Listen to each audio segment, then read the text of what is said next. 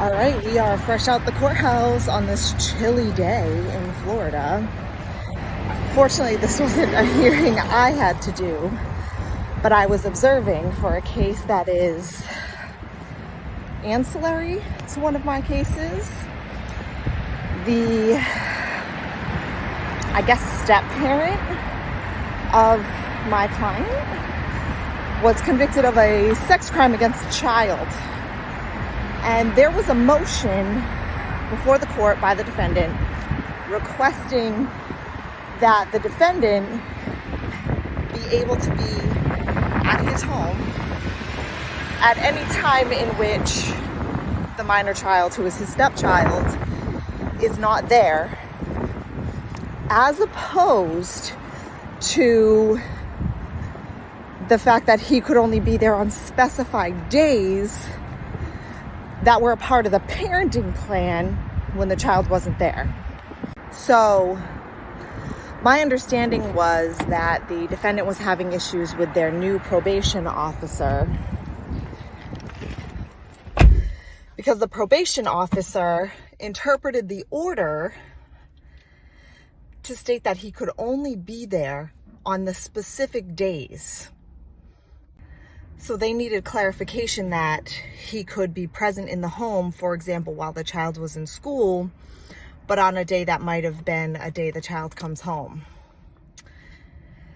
The state argued, essentially, that that might create some confusion for a sick day, for what after-school extracurricular activities there are, or when the child comes home. I agree with that. I think that's problematic, but it was important for me to be there so that we can make sure we're diligent in knowing what's going on with a literal child predator that is married to my client's ex. Ugh. There was a secondary concern that the child predator stepfather would have succeeded in his earlier motion to get unsupervised time with his own child he shares.